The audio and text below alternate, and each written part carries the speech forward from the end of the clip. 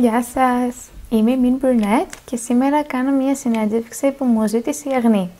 Λίγα πράγματα για μένα. Το όνομά μου είναι Άρτεμις, είμαι 26 χρονών και τα τελευταία 2 χρόνια σχεδόν ζω στην Κορέα.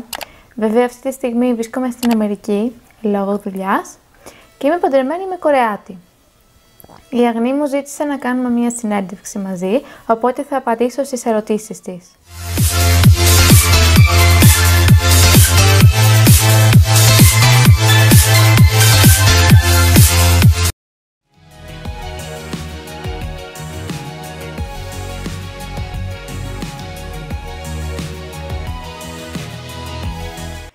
Αρχικά, εγώ ξεκίνησα με το blog μου, πιο πολύ για τους φίλους μου και να μοιραστώ τις εμπειρίες μου που είχα στην Κορέα, το πώς είναι τα πράγματα εκεί, το τι κάνω στη ζωή μου, αλλά μετά άρχισα να το βάζω σε διάφορες ομάδες που υπήρχαν στο Facebook και ήταν σχετικά με K-drama, τα οποία τα λατρεύω και βλέπω πάρα πολλά χρόνια K-drama, οπότε άρχισα να ανεβάζω και εκεί και ο κόσμος ενδιαφερόταν και έτσι πολλοί με ρωτούσαν γιατί δεν κάνεις YouTube ή έχεις σκεφτεί να κάνεις YouTube, οπότε το είχα σαν ιδέα, το έκανα πράξη, αλλά το θέμα είναι ότι γενικά το κομμάτι του edit είναι πολύ δύσκολο και χρονοβόρο, οπότε γι' αυτό δεν βλέπετε τόσα βίντεο στο YouTube.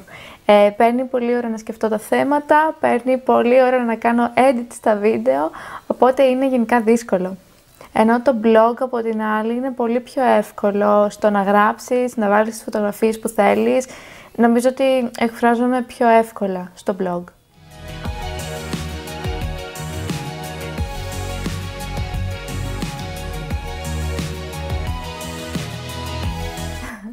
Λοιπόν, το brunette είναι τα μαλλιά μου. Το min τώρα είναι από τα φοιτητικά μου χρόνια. Οι φίλοι μου πριν με γνωρίσουν και πριν κάνουμε παρέα, με έβλεπαν ως ένα άτομο το οποίο δεν είναι εύκολο να το πλησιάσεις.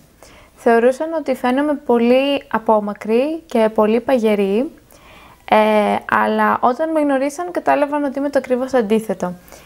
Και απορούσαν γιατί δίνω αυτή την εικόνα, γιατί η άβρα μου, το vibe μου είναι το ξινό. Απ' την άλλη τώρα, γενικά, όταν έρχομαι σε αντιπαράθεση με κάποιον, θα απαντήσω αναλόγως. Και συνήθως η απάντηση που θα δώσω ενοχλεί. Με πείραξες όμως, οπότε τι απάντηση περιμένεις. Τέλος πάντων, όλοι μου γράφουν αν τσακωθώ με κάποιον, είτε στο μιλητό είτε στο να γράψω κάτι, λένε ότι είμαι ξινή. Οπότε, the Min Brunette, για να ξέρει και ο κόσμος.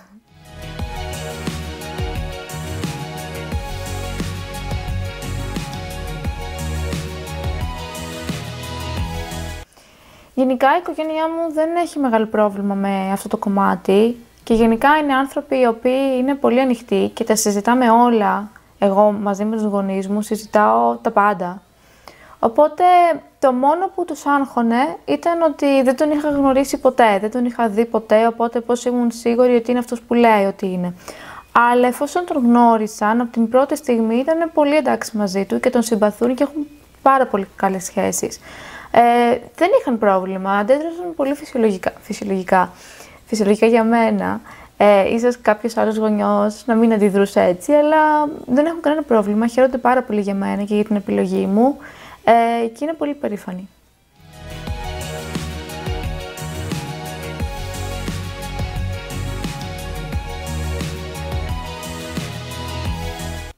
Δεν ξέρω αν μπορώ να απαντήσω αυτή την ερώτηση, γιατί έχω ζήσει μόνο με τον άντρα μου, που είναι Κορεάτης, και πριν από αυτό δεν ζούσα με κάποιον άλλον. Οπότε είναι λίγο δύσκολο να απαντήσω σε αυτό. Αυτό που έχω να πω είναι ότι γενικά πριν μείνω με το αγόρι μου, τότε αγόρι μου και τώρα σύζυγό μου, πριν μείνουμε μαζί, είχαμε άγχος για το αν θα υπάρξει πρόβλημα στη συμβίωση. Αν δηλαδή θα κάνω εγώ κάτι το οποίο δεν του αρέσει, αν θα κάνει αυτός κάτι το οποίο δεν αρέσει σε μένα, αλλά γενικά δεν είχαμε κανένα πρόβλημα. Είμαστε πολύ εντάξει και ζούμε πολύ καλά, δεν υπάρχει πρόβλημα, δεν υπάρχει κρίνια, δεν υπάρχει τίποτα, οπότε είναι πολύ καλά.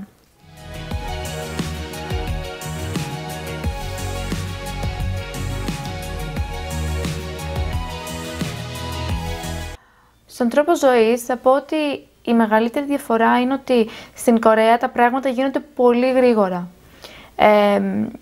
Δεν έχεις αυτό το πράγμα που έχεις στην Ελλάδα, ότι θα πάρει πολλές μέρες κάποια διαδικασία ή θα χρειαστείς πολλά πράγματα ή θα πρέπει να πας σε 100 μεριές.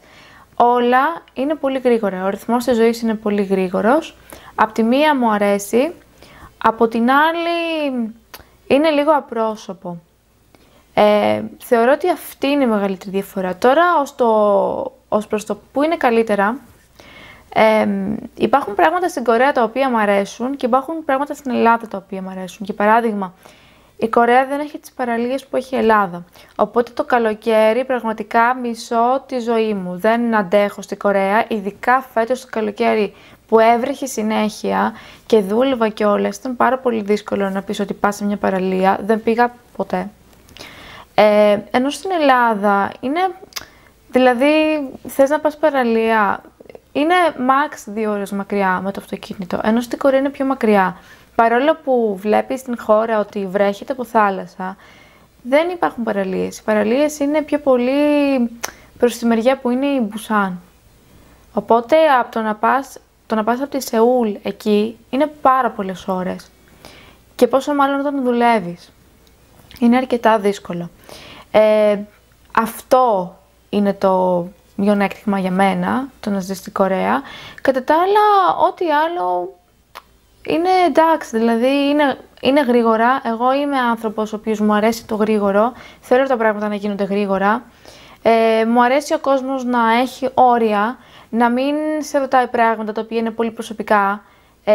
Όπως για παράδειγμα πολλοί Έλληνες έχουμε στην κουλτούρα μας το ότι είναι ok να πεις κάτι σε κάποιον σε προσωπικό επίπεδο μπροστά σε πάρα πολλά άτομα, ότι είναι ok να κάνεις πλάκα με κάτι το οποίο δεν είναι και τόσο πλάκα ουσιαστικά. Ενώ οι Κορεάτες έχουν όρια, καταλαβαίνουν ότι υπάρχει ο προσωπικός χώρος και δεν θα πουν κάτι το οποίο ενδεχομένως να σε ενοχλήσει. Στην Ελλάδα δεν το κάνουμε τόσο πολύ αυτό. Τώρα, ως προς το τι μου αρέσει στην Ελλάδα, είπαμε οι παραλίες. Επίσης, στην Κορέα δεν βρίσκεις ψωμί, όπως είναι το ελληνικό ψωμί. Είναι όλα τα ψωμιά γλυκά. Και δεν βρίσκεις μεγάλη ποικιλία ως προς τα γλυκά. Ας πούμε, στην Ελλάδα υπάρχουν γλυκά τα οποία είναι χωρίς ζάχαρη με στέβια. Στην Κορέα δεν υπάρχουν αυτά τα πράγματα και αν τα βρεις είναι πανάκριβα. Αλλά θα μου πεις, δεν τα χρειάζονται κιόλας, γιατί είναι όλοι αδύνατοι.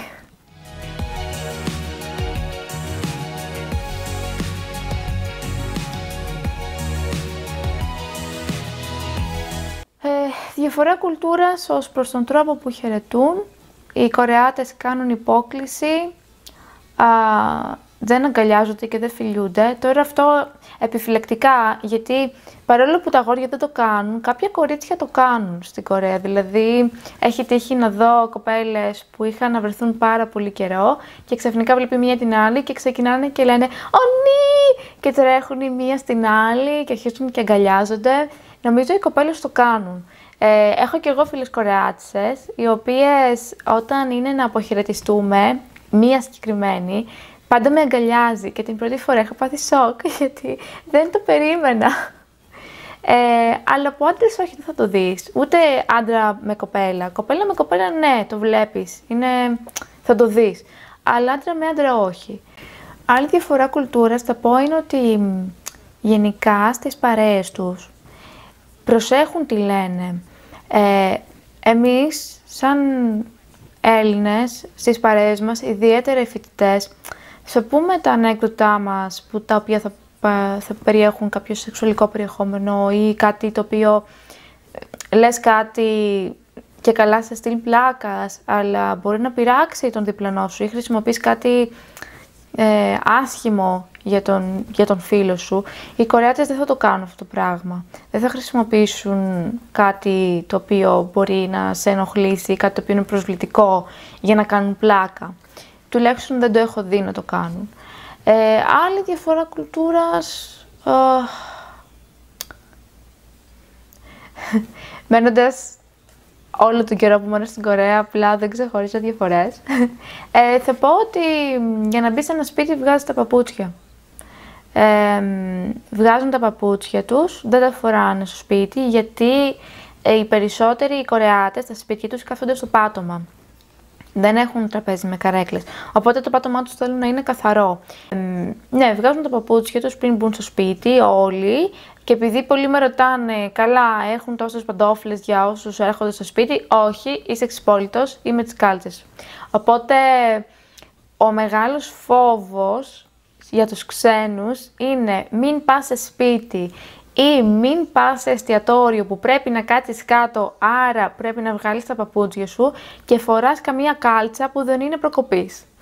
Είναι μεγάλο πρόβλημα. Εμένα βέβαια το πρόβλημά μου σε αυτές τις περιπτώσεις είναι να μην φοράω παπούτσια με πολλά λουράκια, γιατί μετά δεν μπορώ να τα βάλω, κάνω 100 ώρες και απλά όλοι κοιτάνε εμένα. Μη σας τύχει.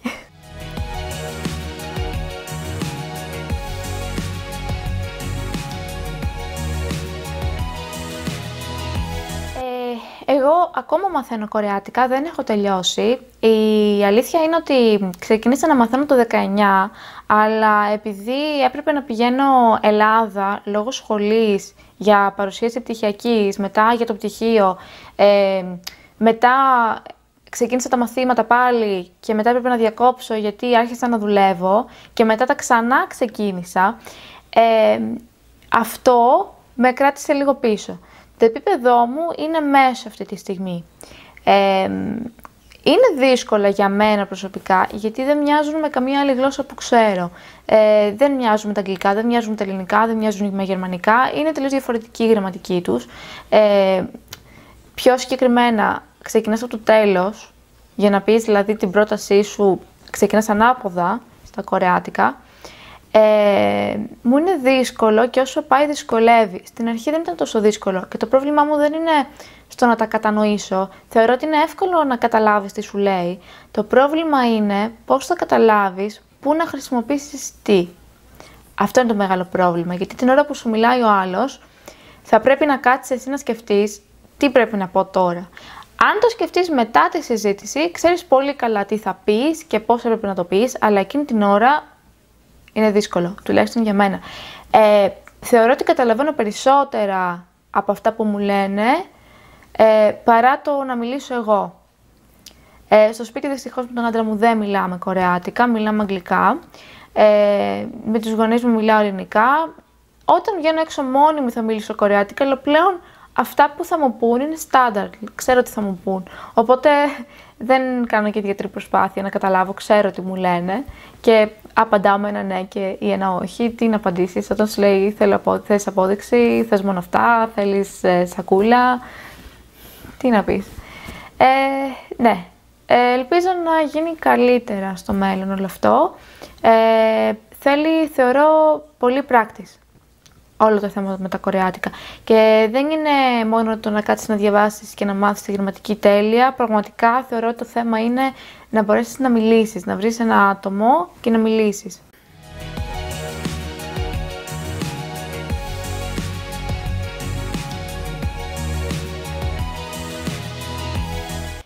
Η Κορέα γενικά, όταν ξεκίνησε το όλο θέμα του κορονοϊού, πολύ γρήγορα έκλεισε τα σύνορα για τους τουρίστες. Οπότε όποιος μπαίνει στη χώρα είναι αυτός που έχει βίζα και κάθεται καραντίνα 14 μέρες. Κάνει τεστ κορονοϊού πριν μπει στην χώρα, δηλαδή με το που φτάνει στο αεροδρόμιο, πριν βγει από το αεροδρόμιο κάνει τεστ.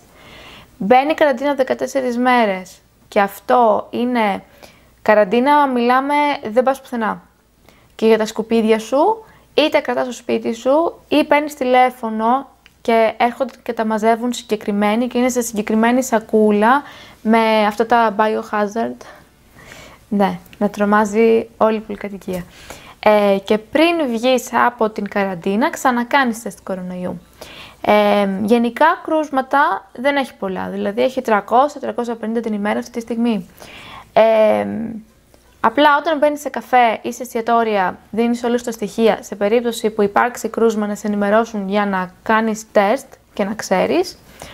Είσαι παντού με μάσκαρα, όταν λέμε παντού, δεν τους βλέπεις με τη μύτη έξω. Δεν τους βλέπεις να προχωράνε και να έχουν τη μάσκα στο σαγόνι, την φοράνε κανονικά. Αν δεν τη φορέσεις, νομίζω πληρώνεις πρόστιμο και είναι μεγάλο το πρόστιμο. Δεν θυμάμαι πόσο είναι σε ευρώ, αλλά είναι πάνω από 200 ευρώ.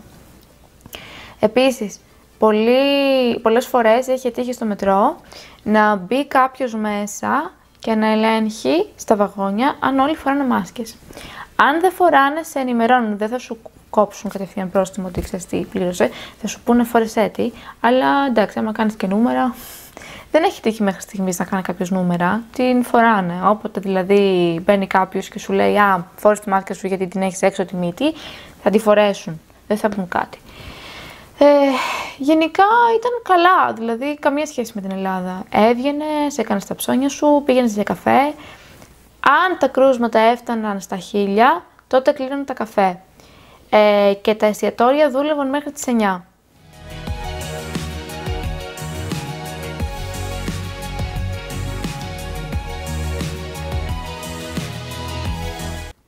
Τα αγαπημένα μου προϊόντα είναι της μάρκας Sulfasu. Συγκεκριμένα μου αρέσει μία μάσκα που βάζεις στο πρόσωπο, κρέμα. Δεν ξέρω γιατί την είπα μάσκα. Είναι μία κρέμα που τη βάζεις στο πρόσωπό σου πριν κοιμηθείς και το πρωί την βγάζεις. Άλλη μία κρέμα πάλι της ίδιας μάρκας, την οποία την απλώνεις στο πρόσωπο, λέγεται Clarification Mask. Την απλώνεις στο πρόσωπο, στεγνώνει και την τραβάς και όντως αφού την βγάλεις φαίνεται το δέρμα σου ότι είναι λίγο πιο λαμπερό. Μου αρέσει πάρα πολύ αυτή η μάρκα, μου αρέσουν και τα καλλυντικά της γιατί είναι πολύ ελαφρά στο δέρμα. Γιατί εγώ γενικά τώρα τελευταία έχω αρχίσει να βάφομαι, οπότε δεν μπορώ κάτι το οποίο είναι πολύ βαρύ στο πρόσωπο και το νιώθω βαρύ, θέλω κάτι ανάλαφρο. Θεωρώ ότι αυτή η μάρκα μου έχει ταιριάξει, γάντι. Προτείνω να τη δείτε και γενικά έχει και πολλές κρέμες προσώπου, οι οποίες είναι πάρα πολύ ωραίες και η φιλοσοφία είναι ότι χρησιμοποιούν κορεάτικα παραδοσιακά προϊόντα που χρησιμοποιούσαν παλιά οι Κορεάτες σε φαρμακευτικά ή σε καλλυντικά. Συγκεκριμένα χρησιμοποιούν πάρα πολύ το κόκκινο ginseng και για να σας το αποδείξω, όταν βάζω τις κρέμες αυτές, ο άντρας μου λέει ότι μυρίζω σαν κορεάτικο φάρμακο παραδοσιακό. Οπότε από εκεί καταλαβαίνω ότι, ξέρεις, that's the point.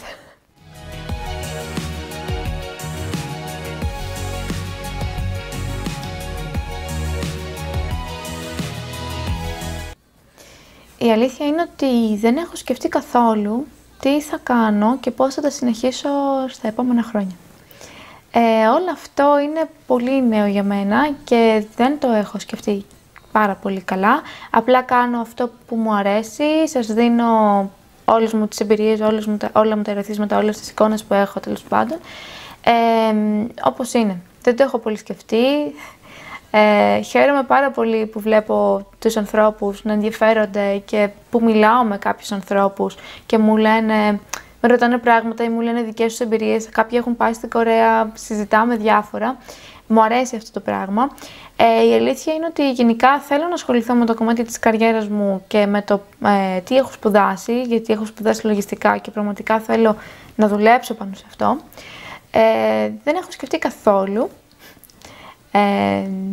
Τώρα, όσον αφορά το τώρα, θα βλέπετε κάποια πράγματα από Αμερική αυτή τη στιγμή και κάποια πράγματα από Κορέα που ίσως δεν έχω προστάρει, αλλά υπάρχει υλικό στο τηλέφωνο και γενικά στις συσκευές μου. Και έπειτα πάλι ζωή στην Κορέα, γιατί του χρόνου θα ξαναμετακομίσω στην Κορέα, οπότε θα βλέπετε πάλι από την Κορέα και θα το δούμε μαζί που θα πάει αυτό το πράγμα. Ελπίζω να περάσουμε καλά όμως για όσο κρατήσει. Σαφώς κάποια στιγμή δεν θα υπάρχει ο χρόνος, πιστεύω, αν έχω και μια δουλειά για να τα κάνω όλα αυτά, γιατί όντως όταν δούλευα υπήρχε πολύ λίγος χρόνος για να κάνω βίντεο ή για να κάνω τα blog και όλα αυτά. Ελπίζω να το συνεχίσουμε μαζί και να το δούμε μαζί που θα πάει.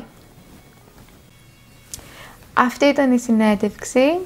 Για όσους θέλουν να με βρουν, μπορούν να με βρουν στο Instagram, το όνομα είναι The Mean Brunette. Ελπίζω να σας κάλυψα σε ερωτήσεις. Φυσικά, αν έχετε και άλλες ερωτήσεις, μπορείτε πάντα να μου στέλνετε και θα τα δω και θα σας απαντήσω. Εύχομαι να περνάτε καλά και θα τα ξαναπούμε.